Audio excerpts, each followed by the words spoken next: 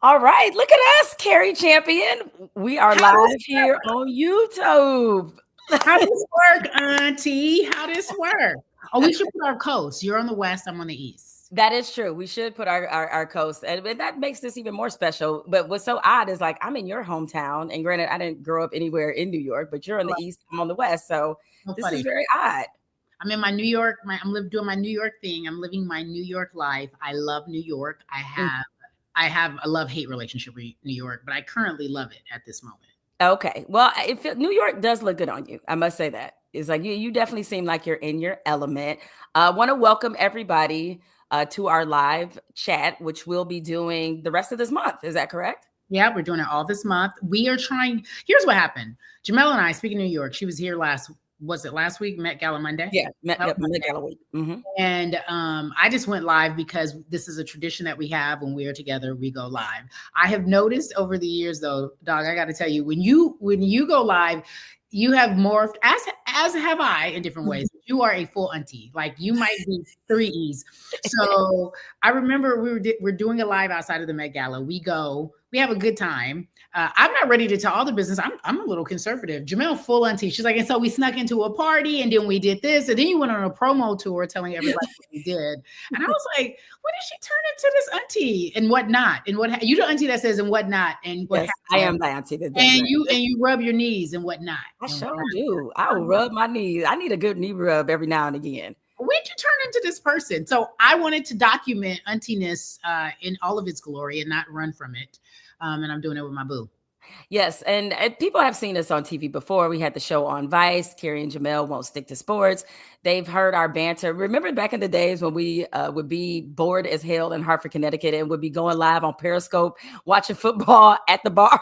Tell her how old we are. Yes. And me looking at the carpet thinking, is this my life? Is I carpet in the bar. This is You- that I have decided to choose intentionally. But it's fine. It was all good because it created so many things, a great career, a wonderful friendship.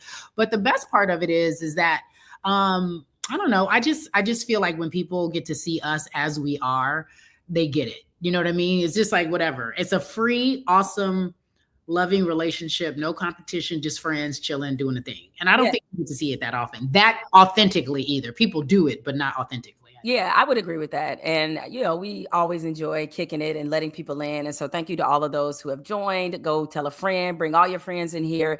And most importantly, and I will flash up the information, make sure that you subscribe to each of our YouTube pages Yes. because those clicks matter. And certainly those eyeballs matter. And of course, make sure that you listen to Cari's podcast, Naked with Cari Champion, available on iHeart, right? Anything else you would like to promote? Yeah. Wait, do we need to put that somewhere? Oh, yeah, you do. There you go. Look at that.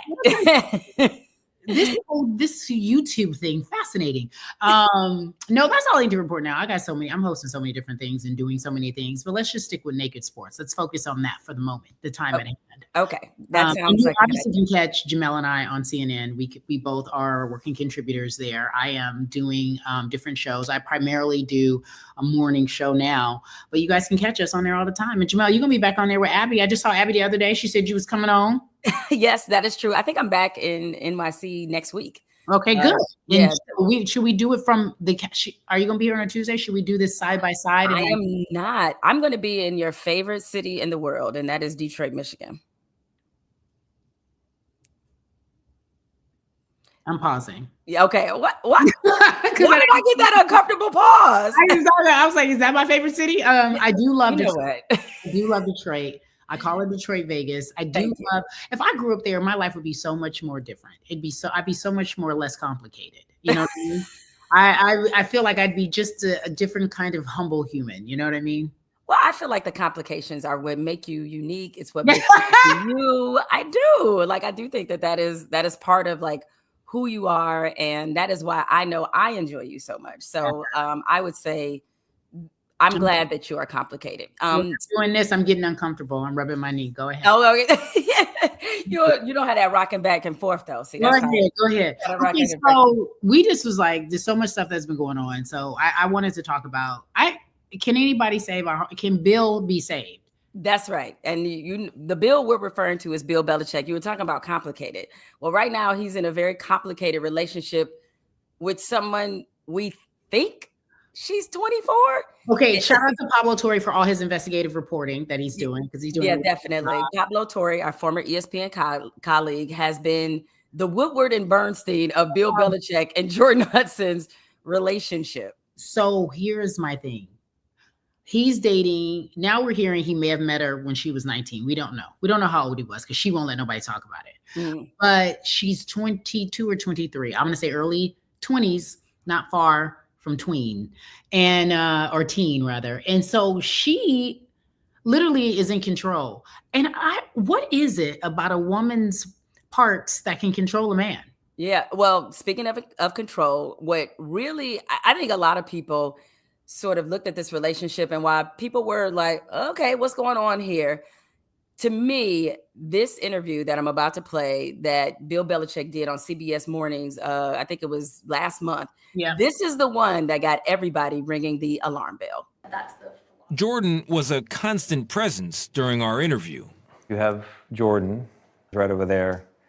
Everybody in the world seems to be following this relationship. They've got an opinion about your private life. It's got nothing to do with them, but they're invested in it. How do you deal with that? Never been too worried about what everybody else thinks. Just try to do what I feel like is best for me and what's right. How did you guys meet? Not talking about this. No? No. It's a topic neither one of them is comfortable commenting on.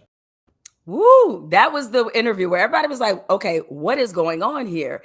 And as you mentioned, Cari, our former colleague and friend Pablo Torre decided to do a deep dive, and he has perhaps unearthed through his own reporting, the reason why they won't be honest about when they met. February 11th, 2021 is very important because of this other video that we found.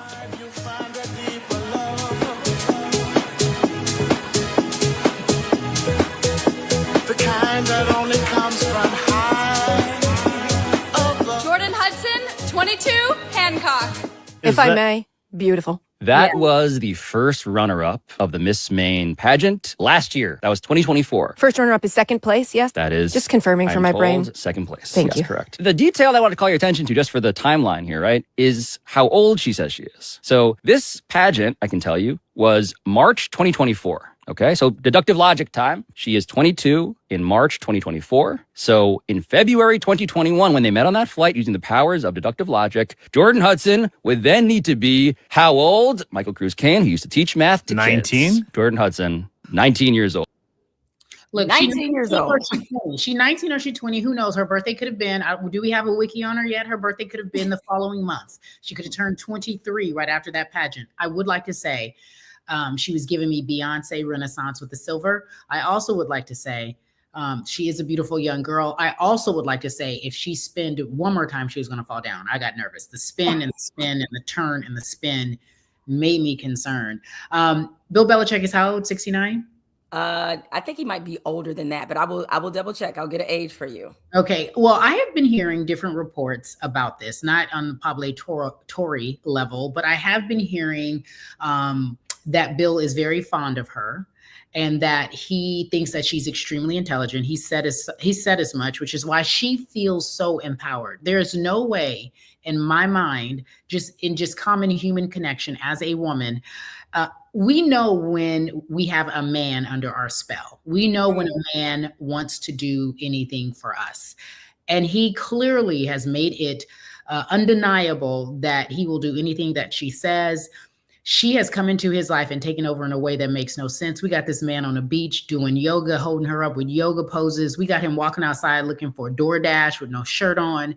We have seen more of Bill Belichick in this way than we've ever seen him in the umpteen years that he was with the Patriots. We know more about his business than we've ever known. And that's why everyone, and from what we're hearing, his family is also concerned. It's like, wait a minute, why do we know so much about you? And you've managed your entire career to keep this mystery intentionally. Divorce, girlfriends, the whole thing, remarried. No one really knows much about what you're doing yet and still. And this is the thing that Pablo brought up. We didn't play this clip, but he said, you know what's interesting?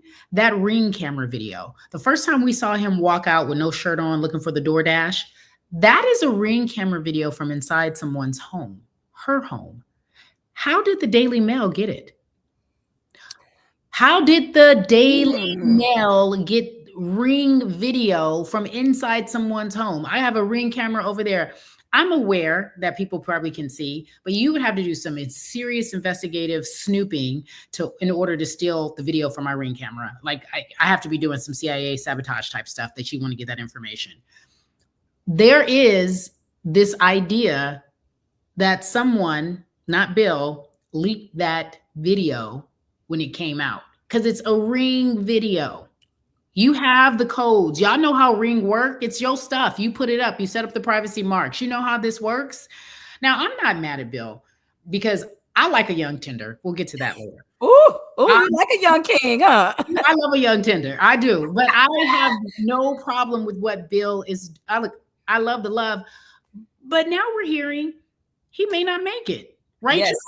Yes, we are hearing that. And this was very interesting. Again, the Woodward and Bernstein of this relationship, Pablo Torre, who was on with another old colleague, Dominique Foxworth, talking about how Bill may not coach one game at the University of North Carolina. And so the question everybody is asking is, are things so dysfunctional behind the scenes when it comes to the power struggle, when it comes to what they are telling Bill to do? Don't have Jordon around anymore. Stop behaving in the way that you have. Basically telling him for the first time, really, right, that you're an employee.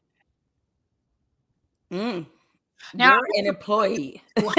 how come politics is up and mine's not up? I got you. This is just week one, Carrie. We'll make adjustments. But yes, I mean, the idea that this relationship has, I think personally, it has changed the way people look at Bill Belichick. For sure. And he's definitely a Hall of Famer. So I'm not saying that it's going to interrupt anything that he might get in terms of his legacy. But I do think, for lack of a better way to put it, people kind of look at him like a simp. And as the elders in our community used to say, that they look at him as henpecked. And people are wondering, like, so let me get this straight. You spent years in the NFL coaching the likes of Tom Brady. You told Tom Brady, the greatest quarterback. You told him to kick rocks. You told him to kick rocks. You know, Tom Brady has told many a story about how Bill Belichick had no problem getting all in his ass, right? But you got this 24-year-old, or however old she is, 23, 22, we don't know. Early 20s. Early 20s, you have someone in your life that is not just someone you're dating, but per Pablo's reporting, I think he called her a momager, which I died. Right? Let's talk about the science too. When is your frontal lobe fully developed? How is this grown ass man letting someone who, I don't believe that her brain is fully developed yet, because when are her brain for 27? Like, I'm like, how are you letting her tell you what to do? And it is the power of the P, which I totally understand. It's undefeated. It's undefeated. Throughout the history of time, it is undefeated. It's taken down presidents. It's taken down heads of states. It's taken down businessmen. It's taken down, it's ruined careers. I mean, it has done it all. And, you know, it is, and I guess that's the part of it, because if you're UNC, and then, you know, Pablo, again, he also reported that UNC told her that she needs to stay away from the football building. Now, Bill Belichick has refuted this. He was on SportsCenter earlier today talking about, when he was asked about her, he said she has nothing to do with UNC football. So he gave the "we're on to Cincinnati" response, essentially. So, but I will say though, it's not that so much dating a younger woman, though. I think, and by the way, for confirmation, Carrie, Bill Belichick is 73. Girl, I lived in Jim Crow years old. So, and he is dating somebody in their early 20s. Okay. All right. So all I'm saying is that it's about your judgment and decision making. See, a lot of times, I used to say this about the NFL when it came to the marijuana policy, right? Is when you start failing multiple drug tests, or even in the NBA, because in the NBA, they only do 4 drug tests a year. You're getting just 4. That's it. So you pass the 4th one, smoke all the weed that you want. Now, since I don't think marijuana is on their list anymore. No. But basically, it was a common sense test. All you got to do is make it through these 4. That's it. No. So with Bill Belichick, this is a common sense test. Bill, you probably shouldn't have somebody in their early 20s so much in your mix that your employer is looking at you like, what is going on? Jemele, I also think two things are happening. One, he's old enough to stay stubborn, right? He will always stay stubborn. He's just, I don't know many 70-year-olds who are changing their behavior. But the other thing is that when he lost his job, when he had those losing seasons with the New England Patriots, I felt like he knew that he needed to change something, that his way didn't work anymore. When he realized no one really wanted to hire him as a head coach, when he was trying to find his way, there probably was a part of him who needed someone to say, let's try something different. And the way I think it's manifesting. As in a 20-something-year-old? Is that what you mean? I think it's manifesting like, look, this young girl's smart. She knows what she's doing. She's disrupting elders. She is not respecting her elders in the middle of an interview. People who are great journalists who've done this longer than she's been born. She's like, we're not going to go there. I'm like, oh, you are woefully entitled. I even in my 20s, when I speak to any of my mom's friends that way or anybody older than me that way, I would feel so disrespectful. And so her level of entitlement means that he has given her so much of his life, and there's so much more that we don't even know that he's given her, that he might be willing to do now that he's a certain age, and he's trying to, and follow me here. It sounds crazy, but I see him looking around the landscape and seeing how coaches are staying relevant and doing their jobs if they're not just a good coach and young and fresh ideas. The Deion Sanders of it all, like the way he went about changing Colorado. He's like, there's something to that. There's like, I could hear her in his ear saying, you just need a little bit of change. You need to be on social media more. People need to see you doing yoga. People need to know you have a personality. I can help you do that. You know, like I could see him falling for that because again, the power of the P is undefeated. So here is my thought process. Because they were floating this around. Do we have the sound of them floating around the idea that perhaps maybe there is a reality show?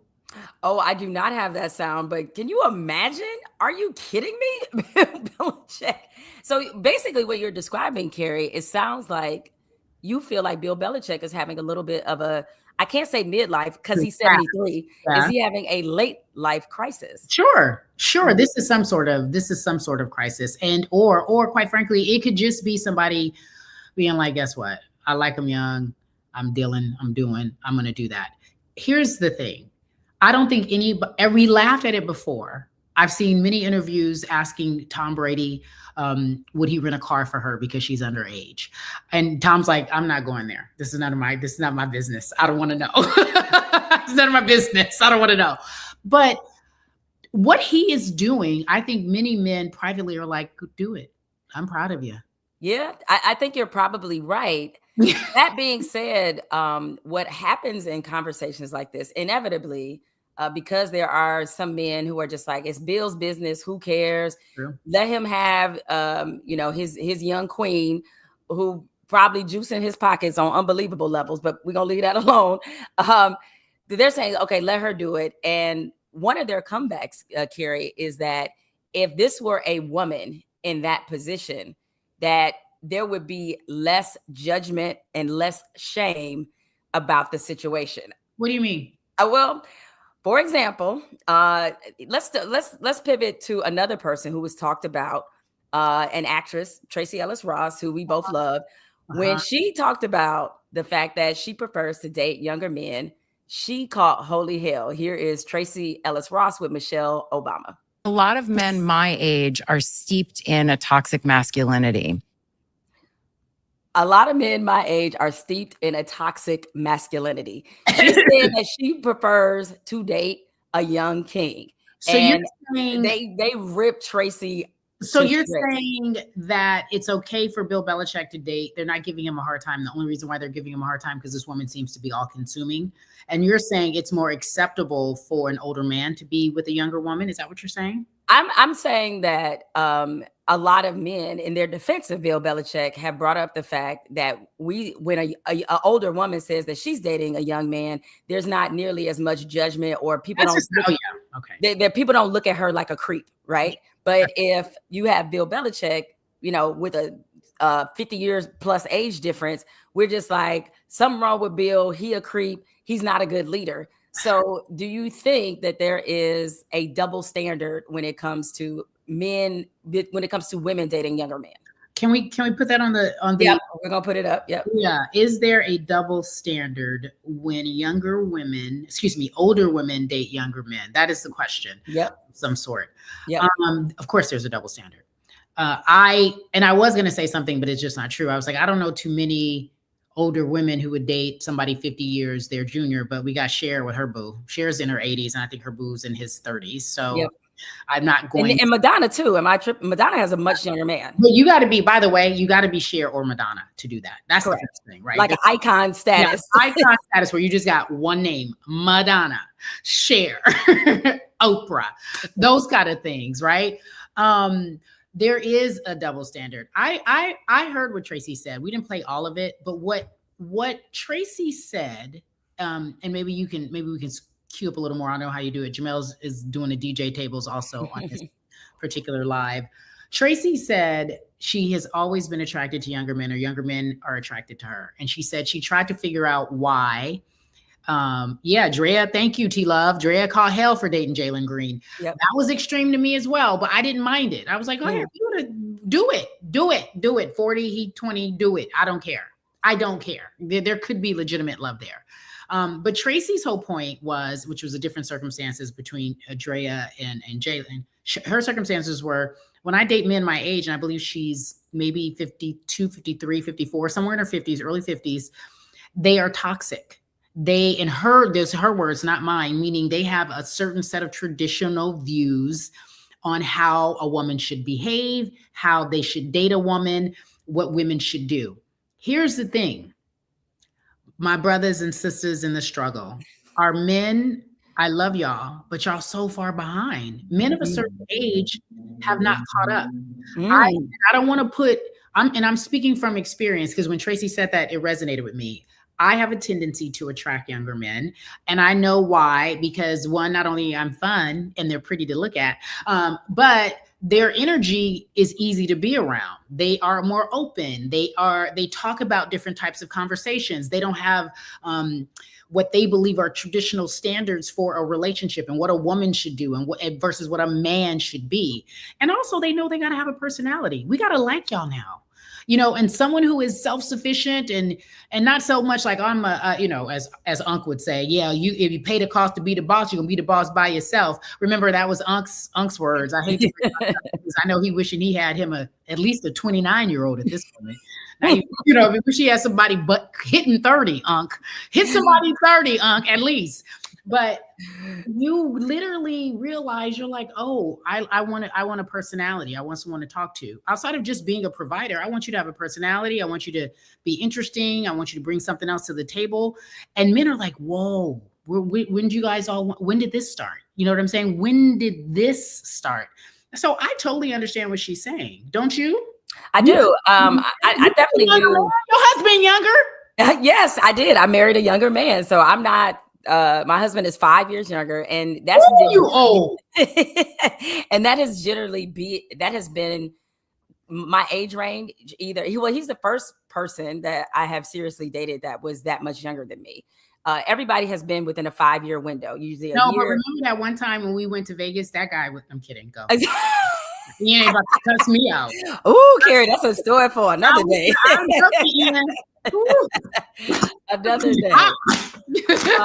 But no, generally I've stayed within a range because my mother, let me tell her business for a minute. My mother always dated so much older, and it was, my stepfather, God bless his soul, he just passed a couple months ago. He was 20 years older than my mother. My biological father is 10 years older than my mother. And I was like, why you want these old dudes all the time? And that was just like never really my speed, but I got it. And she always told me that she thought a part of the reason why she did date so much older, and not just the serious relationships, is because, she didn't have a relationship with her father. And she felt like she was looking for a father figure, and somebody who was stable. Because that's the other thing older men offer is stability. Do they? Yeah, well, depends. But that being said, to your point, Cari, I know that the times there was contentiousness in my mother's marriage, a lot had to do with my stepfather being very set in his ways. Correct. And and especially if you're an older man and you've been living by yourself for a while, or you've never been married, or whatever it is, the reality, because we experience this now as we get wiser. Notice I didn't say older. As we get wiser, it's just your level and ability to tolerate certain stuff is like gone. You know what I mean?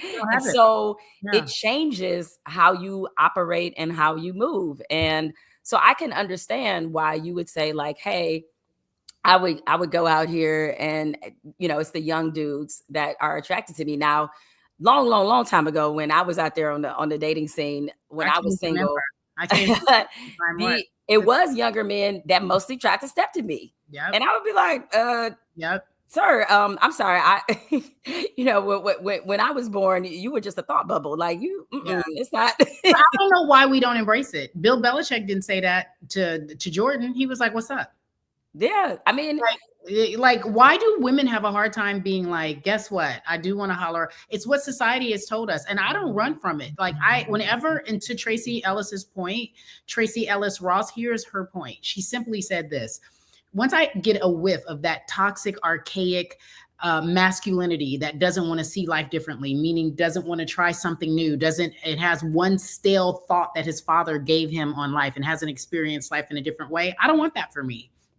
I can relate to that. I don't want that for me. I want someone who is fun and exciting, and all of that. Also, I mean, we could do deeper dives on this and what that all means. It just means certain people like to feel a certain way in a relationship. If stability is the first thing that you seek, okay, I could see why your mom wanted to date an older guy. But I think the first thing that I want is, and I'm not talking about excitement. I just want somebody to keep me stimulated. And I'm not saying all old men can't keep me stimulated, but they, to your point, set in their ways, have a traditional thought, don't really try to do much. So I prefer to date young kings. Ooh, look at that. Wait, let me make sure I put that on the headline. Ooh, let's make a headline here. You prefer to date young kings? But let me tell you why. And you got to tell me if I'm right or wrong. And I need you guys to help me out here. I need some real advice. Should we do this? Should we ask for their advice? Yes, go ahead. You're entering the danger zone because I'm very curious what the advice is. So all of those in the chat, Cari Champion has opened the floodgates and said, please give her some advice. Go ahead, Cari. Girl, so I attempted to date an older king. I dated one or two guys, not that much older than me, maybe 1 or 2 years older than me. So I decided to date someone who was older than me. And I thought, well, this will be nice. Stability, they say. Wisdom, they say. I did. Okay. I know. And I nicknamed him your responsible king. Responsible, they say. So this guy, this particular gentleman, was about not that much older, maybe 7 years older, but he was all of the things, but just it felt very different. It didn't feel like I was dating somebody in our generation. It felt like I was dating a baby boomer, someone in my mom's generation, because there is this overlap, right? And I remember consistently hearing him say things like, well, that's a good woman. Like he'd talk about anything and he'd say something about, well, that's how you know that's a good woman. And I had never heard that saying before, at least not in this decade while dealing with me. I'm like, a man identifying what a good woman is sounds to me, just my train of thought sounds very small, because you don't know what a good woman is. Like, I couldn't just give you a list of things and say, that's a good man. I know what I want, but I don't know what a good man, what a good woman does. If you mean cook, clean, help pay the bills, that's a good woman. Now, when I hear, I'm running for the hills because I'm all like, oh, if I don't meet any of those requirements, I'm not a good woman. And we had a conversation, and he's a few months into this particular gentleman, yes, a few months into dating, he was like, and I prefer a woman to go 50-50. On what? Wait a minute. Time out. I need everybody who is on live to hear that. Cari got hit with the 50-50 in real life. I said, what world are we? I have never, it was almost like my hair fell off. I had never experienced such a thing. I was like, what? You want me to, what do you mean? And by the way, what I am saying, we're not engaged. We're just dating. We're not getting married. We're just courting. You're not in the clear, my G. And you talking about you don't mind when a woman goes 50-50. You hit me with a 50-50? No way. Like, I'm literally like, hey, you should take me to that restaurant. He's like, you should take me. I'm like, take you where? How dare? How dare? You were like, what? How dare you? I didn't know how to process the information. It was so foreign to you that you were like, I'm sorry, what? I was like, did he just say that? What's going on? What's happening? Are pigs flying? No. You probably thought did you think you were being punked, that this was I part was of just like, I don't know what you mean. And he went on to say that it's always nice to hell no, I was right. He went on to say it's always nice to see a woman who doesn't mind, some shit kicks off, that she'll have my back. And I was just like, this is not the time nor the place. We're still getting to know each other. You still got to be lying to me. You can't be. You said you still got to be lying. You still got to be from your representative. This is not the time nor the place for you to try to pretend like you want me to see the underbelly. You're not in the clear yet. You know what I mean? That's like me taking my hair off on the first date. I'm not ready. You're not ready for that. You're not ready for that. Okay, so now give it more context, because I know even though you had treated him to dinner before, correct? Casually, like I do something Casually, like, right? okay, so Jemele, you know me. I am very generous. If I just do it at the spur of the moment. It's not a thing in my mind. I'm like, oh no, don't worry, I got it. You go ahead. Don't worry about it. I get it. Like whenever I feel the need, it's not constant. It's not all the time. But even if I ever, in any other relationship that I've been in, I've never, even when I try to treat, men get very upset. They're like, don't do it. Or their ego feels away. Like I usually date men who will get really upset if I try to treat, really. And I've never been with somebody that's like, yeah, get that, or sometimes I do it as a, just as a treat. Or when you've been in a long-term relationship, I'll take you on vacation. I got this, baby. It's your birthday. Let me take you somewhere, or something of that nature. I don't think when you are dating Buns from, I don't know who that is. I don't worry about it. But I don't think I've ever been the kind of person, like, I just don't present like, yeah, let's go 50-50. And there was this whole thing when our sister Gabby talked about doing 50-50 and people were appalled. And then she came back and said, I changed my mind. Listen, I don't get into anybody's business. I just don't believe a woman should go 50-50 on a date ever, at any time, ever. If you are married, different circumstances. But if I'm splitting anything, then I don't need you. If I'm splitting the rent, I'm splitting the mortgage, then why not just do this by myself? What's the contribution? I mean, I know what the contribution could be, but it got to be, you know what I mean? Well, Cari, this comment is interesting. Cari will stay single. No one wants to say it, but this logic is why. Okay. Okay. I promise you all, Cari does not have a problem. Yeah, I was just in this area. I'm gonna go respond to that. That's the toxic man mad that he's. Yeah, but here's, Cari, I largely agree with you. People think they don't know nothing about my life or who I've been with or what I've done. It could be a choice. Imagine this. Imagine a woman being okay with being single and just dating. Imagine that. Imagine Tracy Ellis Ross saying all the things she's saying because she got a big, full life and she's okay with where she's at. And if she does decide to date, it's on her own terms when she feels like it. Imagine somebody being okay with that in this day and age. There's so many reports on women who are just like, I'm all set. I'm not dealing with that. You know what I mean? It's just, I mean, you're married. You know how hard that shit is. Some people just don't want to deal with the shit. So I am and granted, I was born in the 1900s, and I realized that this may be a outdated mindset, but I do believe in, when you're courting, that there is some procedural elements of picking up the check and all those kinds of things. It's like, I just think that that's just kind of standard.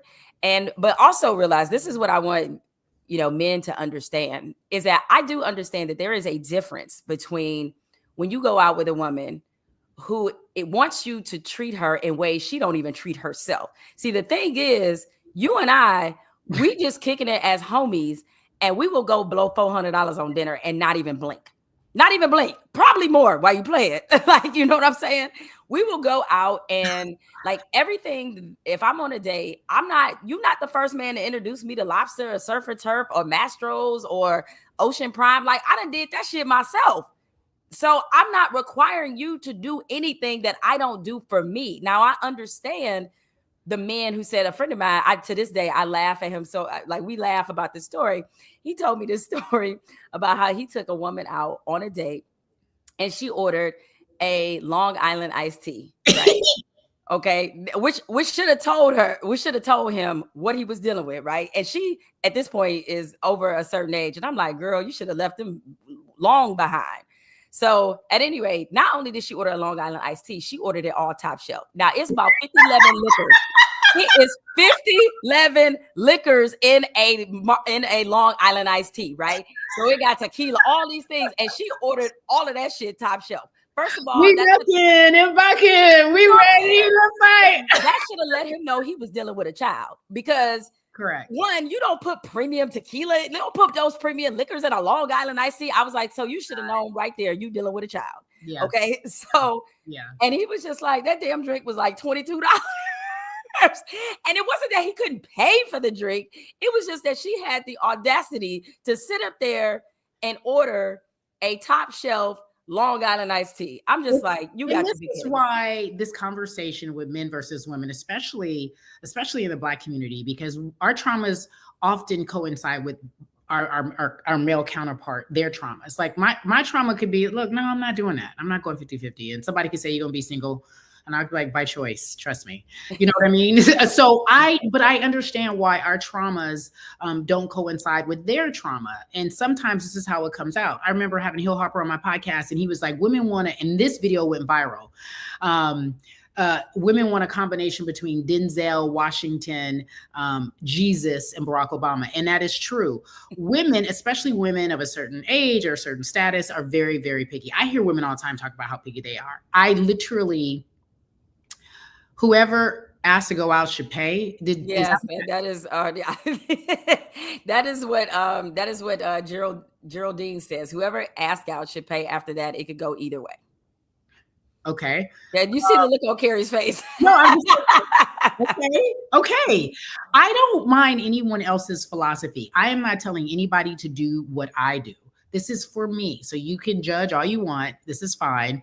But the men versus women conversation happens a lot in the Black community. I think it happens in general, though, but I think do too. Talk about it more because especially if your desire is to be with a Black man, I think it happens more and more. But what we are talking about in a bigger picture isn't the money. It is the way in which women are outpacing men. No matter what the background, community, culture, we're outpacing men in a lot of ways. And so the more that we continue to live different ways, to your point, $400 on a dinner is something we can do.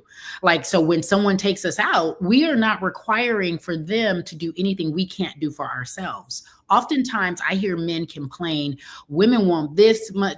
When women say they want a man with 6 figures and he got to look like this and he got to live in a house and he got to da-da-da, and they don't bring that to the table. Yeah, I could see why men complain. I am not requiring anything that I don't already have. I am not telling you, and everybody in theory wants to date aspirationally, but I'm not saying, hey, you got to make more than me. You got to do this than me. You got to do that than me. If Carrie knows how to cook and clean up. See how they doing you, Carrie? They ain't doing you right. Girl. I tell her, Carrie, but I got enough money and I know how to order. Anyway. I expected that. Yes. And then let me stop. So yeah. I would, but my point being is that it's just a conversation, let me hold 1,000. It's just a hard conversation to have. And so when I explained to my responsible king, who said that one comment about 50-50, I'm going to update you guys on this gentleman in particular. Yes, we need a responsible king update. He simply said, he was like, you know what? You misunderstood what I was saying. What I was saying is that when times get hard, I need to know somebody's going to hold me down. That is a given. That's a different convecation. That is not determined. By the way, a woman could treat you to dinner and might not be there for you. So like, that's not going to be determined by whether or not I buy you dinner. That's being determined by the character and the person that I am. A story Ian laughs about, and he has told this before publicly, is remember when we went to Fiji for my birthday? Yeah. So This is remember. Yes, this is a few years ago. Me, Carrie, a couple other of our good girlfriends at the time. We went to Fiji. I had planned this trip. This was how I was going to celebrate the year of my 40th year, right? Is that I was going to Australia and I was going to Fiji.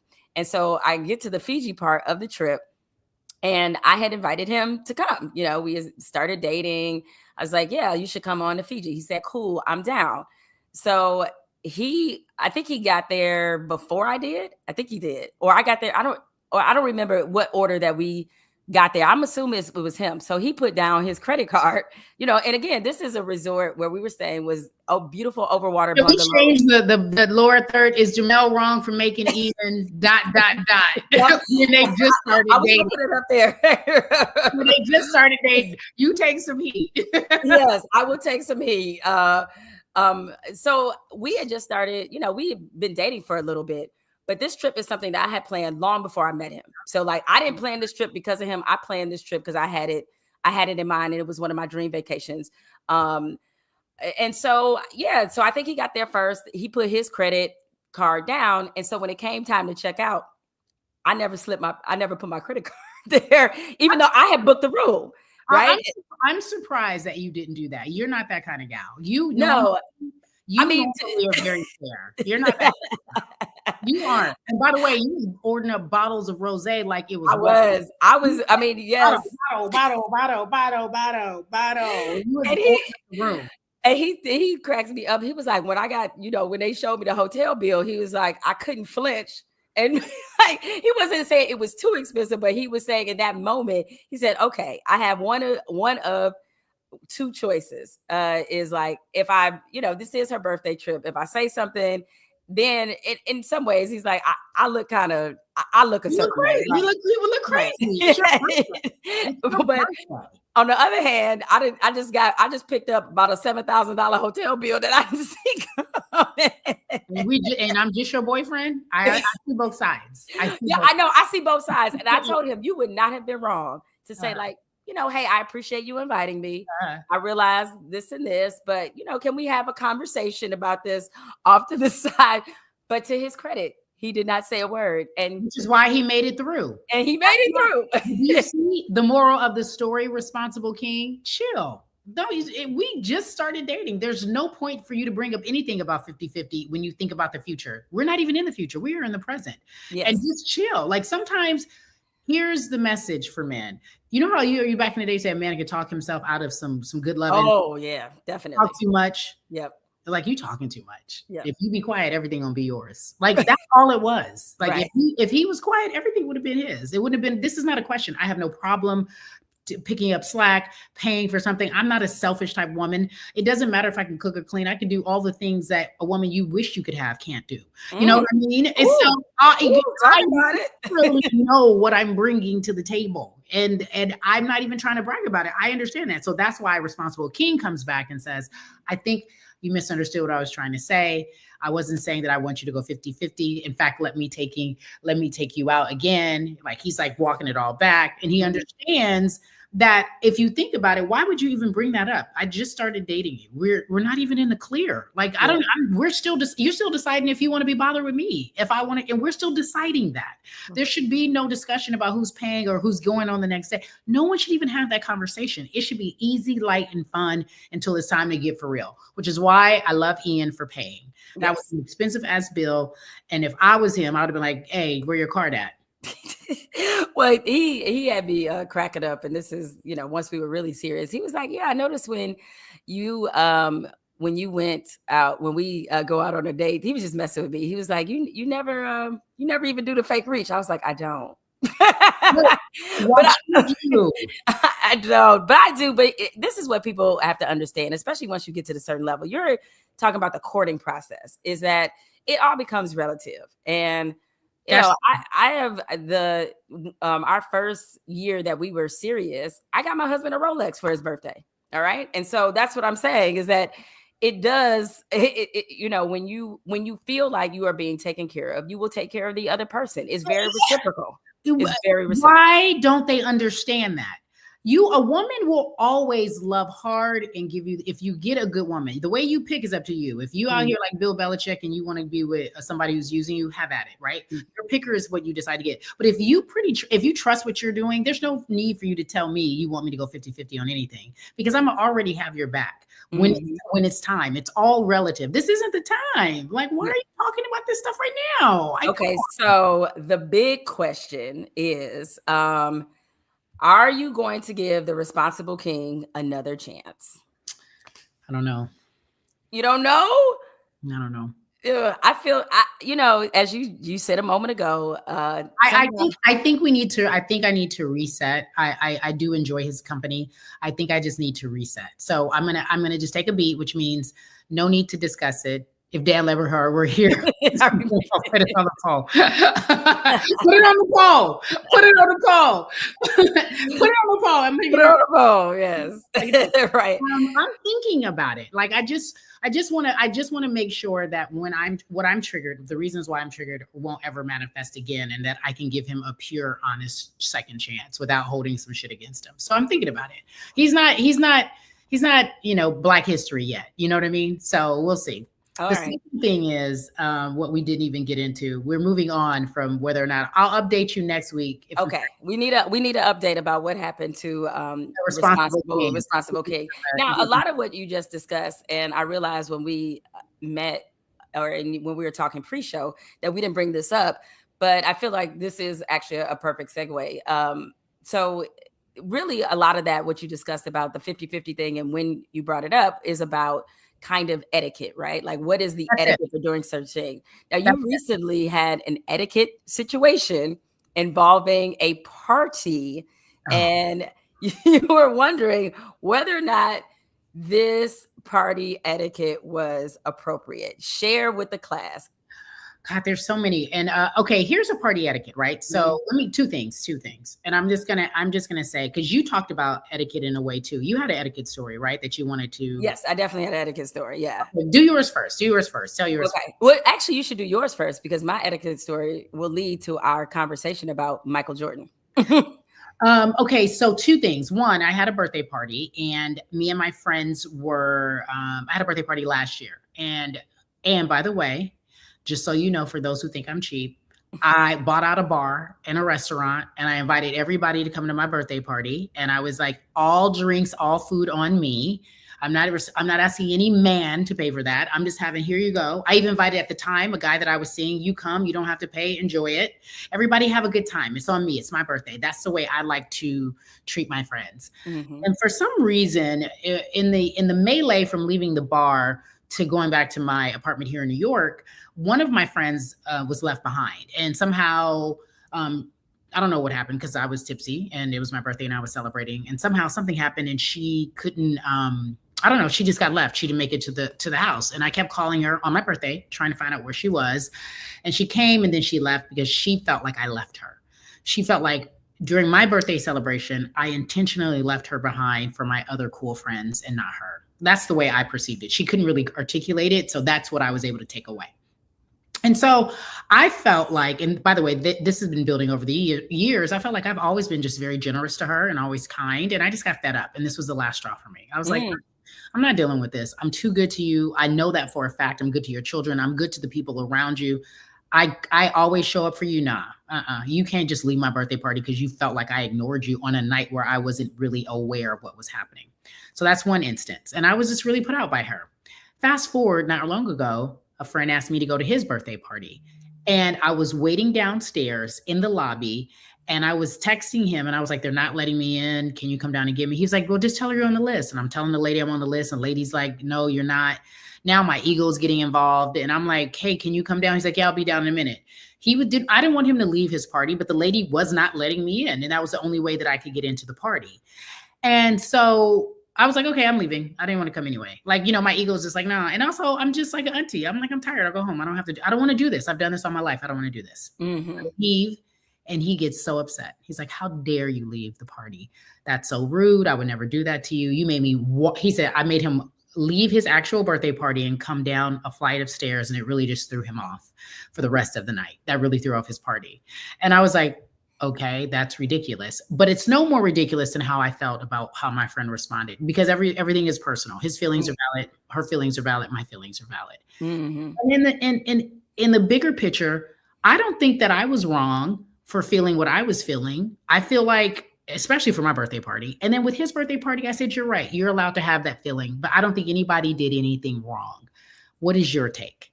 Did I do something wrong by leaving his party? My take on the first situation with the friend who thought that you were ignoring them. And when it's somebody's birthday, they should be allowed to make that entire environment about them. And so if I see you having fun and like enjoying yourself, why would I think I would be the center of the attention? Or why would I put you in a situation where you felt like you had to pay attention to me? It's your birthday. I had this conversation with my mother. She was visiting me for Mother's Day weekend. And as you know, I have a milestone birthday coming up later this year. And, you know, my plan is I will be gone. I will be in the wind, right? And so my mom was like, well, I mean, I did have something to do with you being born. I want to be a part of whatever you're doing. And I said, hey, I got a question. And I was like, I'm really not trying to be rude when I say this, but is your birthday about me or you? Or is my birthday about me or you? Whose birthday is it? I had to remind her, and I wasn't trying to be a jerk about it. But the whole thing is that by you inserting yourself in my birthday plans, then it becomes about you. It's really actually not about me. So I feel like with your friend, it was kind of, it became about her. It was all about her. It was about her. And so like that to me was a party foul. It's like, don't make it about you on someone else's day.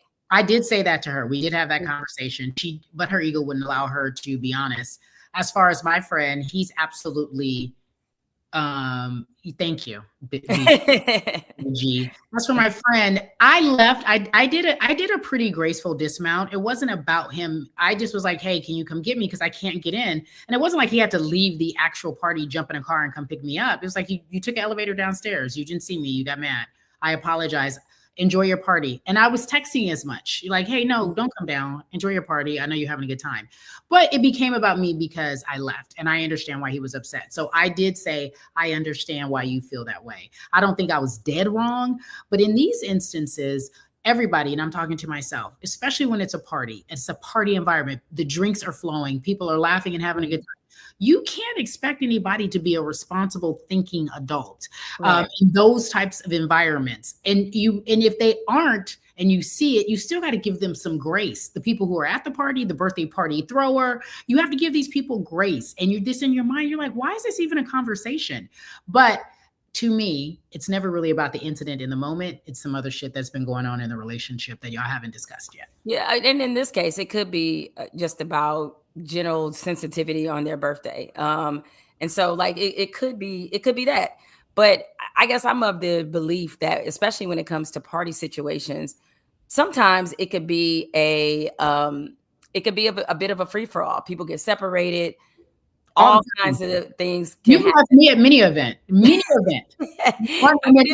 even left me, y'all. She's left me on purpose. Like somebody's like, "Hey, Jemele, I'm gonna sneak you into the VIP." She's like, "Deuces." Like Jemele is queen of being like, only one VIP. Well, then I'm gonna sneak on out. And I don't know. Especially in those events that we tend to go to, which are, they do have some profile to them. They're involving, celebrities and people that people talk about. I remember a few years ago when we were in Toronto at the NBA All-Star game where it was -100. It was cold as shit outside. And we snuck into the Michael Jordan party. Yet again. Well, I don't know if it's a true well, it wasn't a complete sneak. Yeah, it wasn't a complete sneak. So we got let in at the door, right? And they just happened to recognize us. We got let in at the door. We weren't formally invited, but they knew who they were, so they let us in, right? So we go in there, we're with our homegirls. It's so many people there, a ton of NBA players, all kinds of famous people, because Michael Jordan's party is one of the signature parties of NBA All-Star Weekend. And if you recall, Cari, we somehow got wind of the fact that Michael Jordan had his own VIP. And so naturally, we are thinking, oh, we about to go up in the VIP, right? Like we got to make it back there. I love how Jemele tells this story, y'all. But go ahead. I have my own version when I set it up. Go ahead. Right. So, the game plan began. The game plan began to form. How are we gonna make it up into the Jordan VIP? Because we heard LeBron was back there, Drake was back there, Chris Paul, Russell Westbrook, Gab, and D Wade. Like everybody was back in the VIP. So we're like, all right, we're gonna make it up in there. So we saw Paul George. And I don't remember if we chit-chatted, or I don't even remember if any of us knew him. But he had about 20 homies with him. And they were going back to the VIP. And so, you know how it's a train of people? We just latched on at the end of the train. And when the bouncer was like, oh, they all with you? And Paul was just like, yeah. So we all got in there. Yeah. So the thing is, one of our homegirls who somehow became separated from us, she is left back with G and Pop. Okay, she's left. I didn't realize she wasn't with us. I don't think any of us realized that, right? So we get in the VIP. That's where we had that very long conversation with Michael Jordan, where I think we talked to LeBron. We had ourselves a time. We get in there, of course, we realize ain't no damn drinks back there, but that's beside the point. Okay, right? But we knew in that environment, because it was small, it was tucked away, that you couldn't leave and come back in. So even if we knew, there was no way we were going to be able to get her in there, right? So this particular person got very upset about the fact they felt like we left trying to get her in there, if we're being honest, though. Well, to me, it's just latch onto the train.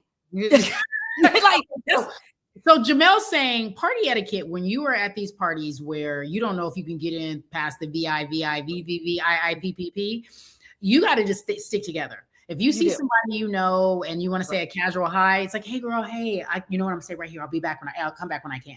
Like, you're like, I'm not trying to, unless I'm comfortable with the situation, because people are real funny style in these Hollywood parties. Yes. But I don't remember how we got in. I just remember I just felt like somebody just let us in. No, we got in. I'm pretty sure we got in on Paul George's. Okay, yeah, I remember. I remember something vaguely like that, but I also remember in the corner it was Allen Iverson, Carmelo and Lala, D Wade and Gabby, Westbrook and LeBron and his wife, Westbrook and his wife. It was All-Star Weekend, so everybody was there. This is what I do remember very vividly.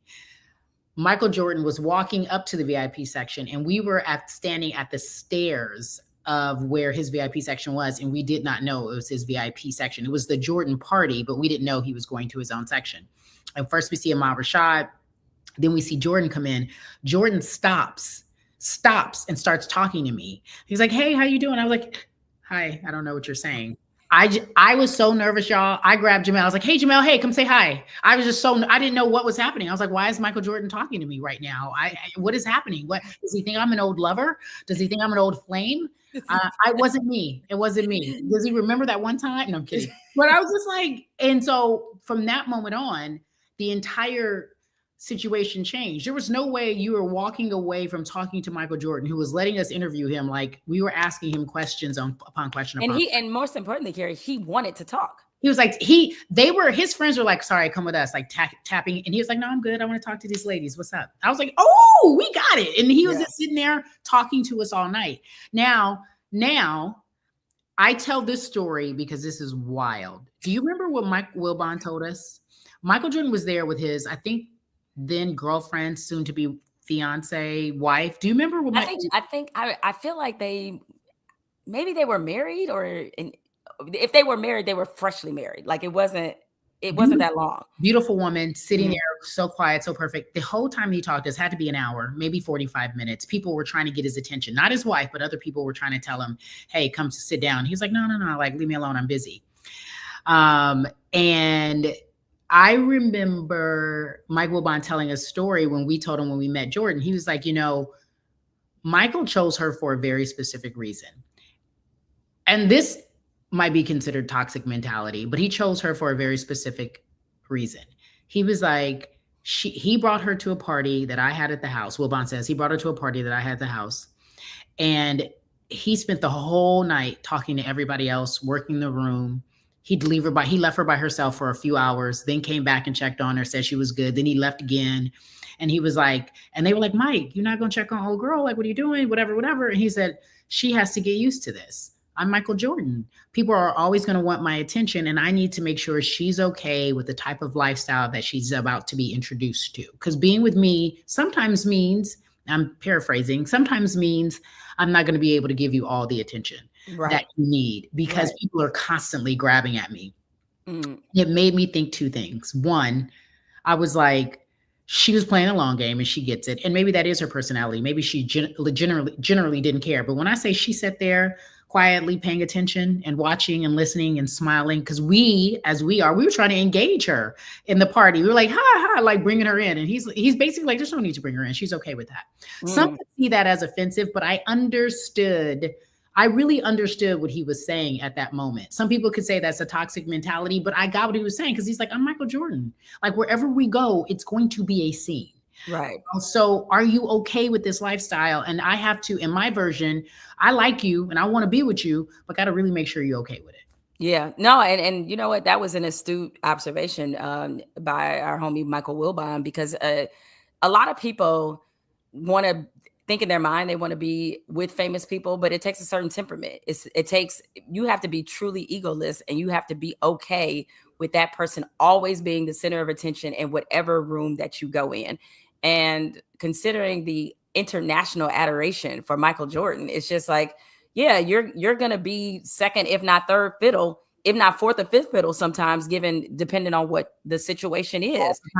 All the time. And so you know, good for him from a maturity standpoint for understanding that, like, I need a type of woman who understands that my life is set up a certain way. And you know, I think that people often, the things sometimes that attract them to other people sometimes become the things that drive a wedge between them. Like it's all cute and fun and games when you're dating or when you're engaged, but then when it's marriage and it's day to day and you have to deal with that, then it's something completely different. Which speaks of all the conversations we've been talking about today. Relationships. I need to make sure that you understand some things are just unwritten. They don't need to be said. They're like, leave it as is. Like some stuff is just a given. And if you don't know it's a given, maybe we can't be in this world together. If you don't know that I am already going to be a generous person, and of course, if you my man, I'm gonna hold you down. I'm not the type of girl to pack my bags up when stuff gets, bad. Like I'm not, that's nothing, none of that speaks to my character. But I'll tell you what, every woman to this point here could not handle that situation. Not at all. Every woman could not handle that situation. And sometimes it's even cultural. Sometimes it's even cultural. I could hear I've told many Black women that story and they've been like, not me. He couldn't do that to me. And I'm all like, yeah, well, he's aware. Yeah. Yeah. That's like, I told you. You know what I mean? Like, yeah, well, yeah. And you have to be okay with the circumstances. And that to me, friend, is called emotional IQ. How intelligent. Yes. I'm looking for a high emotional IQ because sometimes some stuff just doesn't need to be said. Speaking of Jordan, he's supposed to be, as we wrap this up, our boy's supposed to be a contributor for NBC Sports when they get the basketball lineup. And look at that smile. By the way, this is what I'm going to tell you what I hope, because it felt very vague in what he was doing. It sounds like it's a loose commitment. I do not want to see Michael Jordan sitting behind a desk with a suit on, analyzing a game during halftime. I want to see him in his smoking chair at home with some Cincoro and a cigar and some bloodshot eyes, speaking the real. That's what it better be. You know what? I wanted him to be as open as he was in his documentary. That's right. In a smoking chair with some Cincoro, bloodshot, whatever. Yes. Yes. And listen, I know that there has been this conversation, among NBA fans and in the media about, they feel like older players hate too much on younger players. Okay, we can debate whether or not that's actually true. The one thing I'm looking forward to is the commentary, or however they use him, from this player, because see, what he says to me is just intrinsically different than what other analysts, other former NBA players will say. Because like Mike, you know what I love about Michael Jordan, and that's a strong sentence given the fact that I'm from Detroit and we were just born to just preternaturally hate Michael Jordan because of the Detroit Pistons and the Chicago Bulls. God, man, I ain't never met no group of people that live in. No, I mean, this is the thing, is that what I appreciate about Michael Jordan is that he is, one of the reasons he's an icon is because he understands mystery.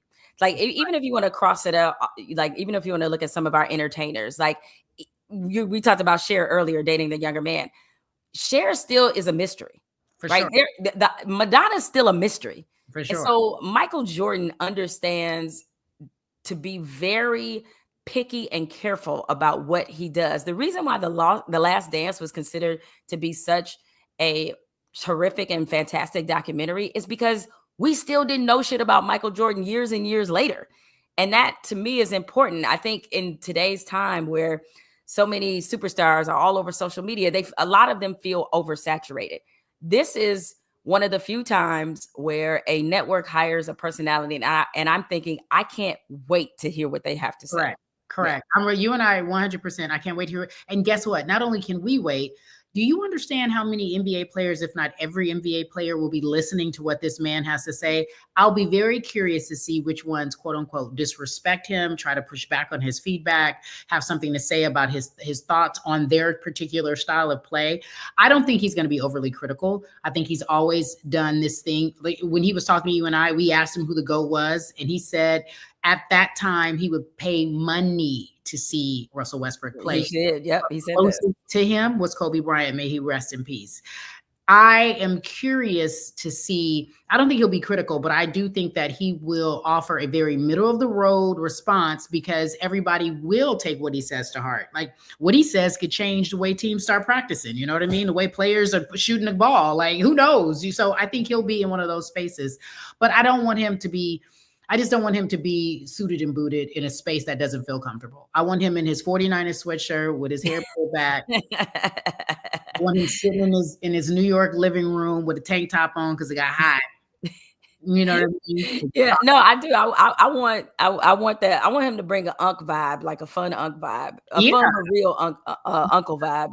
I'm with you. Like Jordan has never come off as the guy who hates on younger generation or is out here proclaiming himself to be the greatest. Like he doesn't, that's not really his thing. So I'm really curious as to how NBC can creatively use him. Like I'd love to see him sit down with other players and then just kind of chop it up, especially players of this generation. Like, even though I know for the players playing currently, Kobe and LeBron are probably very much the poster on their wall, they still understand the reverence for Michael Jordan. Yeah. And I would love to see him in a situation where he were talking to younger players or the superstars of today about the game, about their experiences, because I bet that they would be honest and real with him in ways that they, probably aren't with anybody because it's Michael Jordan. So I think that this will be kudos to NBC for getting this, because it's not easy to get Michael Jordan to do anything. Well, but that's why the statement was so loose. Like, we don't really know how he's going to be contributing to the format. Right.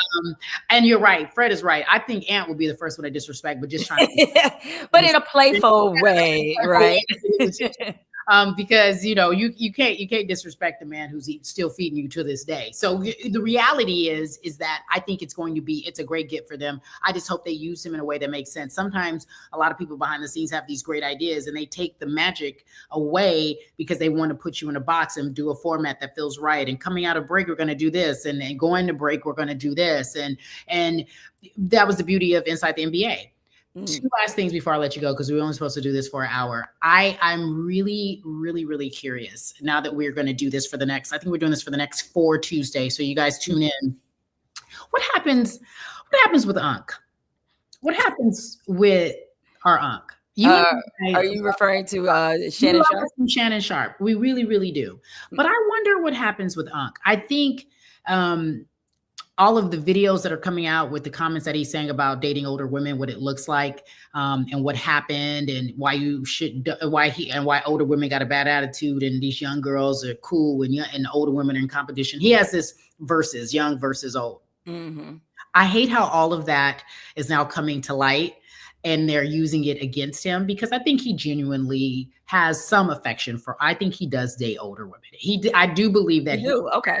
A dalliance with an older woman and by older, I mean maybe 30s, 40s, like not his age, but maybe 30s, 40s.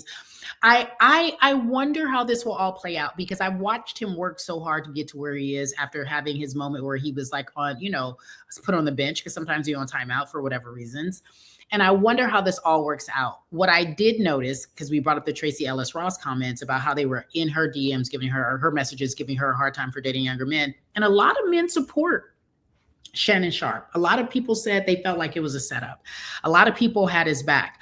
And I thought to myself, it's so unfortunate that we are now discussing that. Like, I don't want to see anybody's downfall, especially not Unc. He don't deserve it. But I wonder, are we always the ones who get in our own way?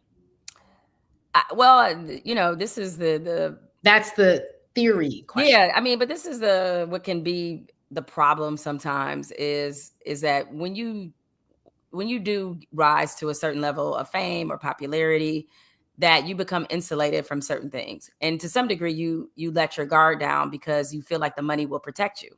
And it won't. You still have to move and operate a certain way. And one thing we know, especially as Black people, is that we can't move like they move. We cannot do that. And because we know the consequences for actions, the consequences for our actions, whether they be real or perceived, will be far worse than it will be for other people, because that's just a lot that we have drawn. And so, what I think will be, for me, what is the takeaway from this, or what will happen to him, rather, to address your question, I don't think he'll be back at ESPN. Because you know how ESPN is that ESPN, like, there's just certain headlines, especially with Disney being the parent company, they don't want a part of at all. It's certain types of attention I don't think that they want. So I think his days at ESPN are done. But I do think, and this is the thing, is that he should be very thankful that he started something for himself. So Nightcap, Club Shay Shay, I think those things continue as is. Like, I don't think that part of his business will be hurt at all, because I think how those forums and formats are looked at are way differently than ESPN, because at the end of the day, ESPN is corporate media. Yeah, but here's the thing. A lot of his jokes, a lot of the things that people that made him go viral were, outside of Club Shay Shay, were him talking about his personal life, that my Michelle, who he dates, what he likes, how many minutes he putting in, what kind of good thunder he's bringing, or lack thereof. I don't know anything. All of that was information I never needed to know about him. So my point being is that what made him funny and hilarious was this man was out here like, listen, I'm old and I like these young things. He was telling us the truth.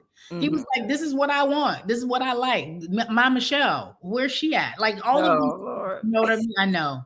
Take me out the group chat. Please, I don't want it. I don't want it. Move me out of this group chat. I don't want it. But my hope is that, and I think I'm surprised you said you think ESPN, he won't be back. I think they'll give him grace. I just do. They've always given men more grace than they give women. They do. I just think the types of headlines, these are a little bit different because so much, between the recordings and all this. And then they're also, to be honest, they have to think about what he disclosed himself, is that there is a video, and ESPN don't want no parts of that. You know what I'm saying? Like, none. They don't want him to be on First Take one day, and next thing you know, TMZ, we got the video. They like, not on our watch. No. You don't want to see Michelle? Never in life did I ever want you to. gotta be curious about what Michelle looked like. I wanted to burn that from my brain. I did. I want to burn that from my brain. You don't want to see Michelle? No. Well, there's a level of curiosity. There is a level of curiosity, but I'll say this: based on what we've already seen, I have a feeling, and I'm just leave it at that. I'll just leave it at that. So I'm good. I'm like, no mystery here. No mystery here. Well, look, Cari, I would say that our first week of doing this went swimmingly well, and thank you to all of you. Swimmingly well, auntie. Swimmingly well. Yeah, auntie. Yes. Use your auntie words. All right. And, Look, and tell these youngins come back and watch Auntie 1 and 2 when they get a chance. Lots of fun.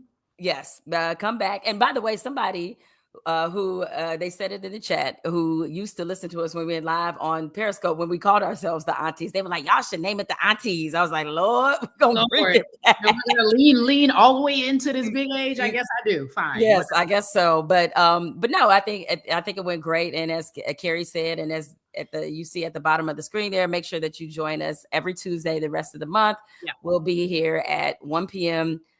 Eastern, or 1 p.m. Pacific time, 4 p.m. Eastern if you are on the East Coast. And again, make sure that you hit the like button and subscribe. Yeah, auntie, and here are the instructions. Yes, that's right. Subscribe. That's darn it. You better subscribe. Gosh dang it. Gosh darn it. You better go ahead and subscribe. Also, don't forget, can I get an icon? Yes, I will get you an icon. I will get your I can get your Naked with Cari champion icon. Yeah, I'll get it. You're selfish. Well, because it was already pre-programmed. I didn't think about the icon there, but I'll make sure that we get it. Okay. That would have did it for me. I know. I know. That's okay. I ain't trying to leave my homegirl out there. You know, I like to treat my ladies right. So I'm not gonna do you that way. Ladies right. All right. We'll be back next week with more just talking ish on a Tuesday. Yep, talking ish on a Tuesday. See y'all next week. Bye.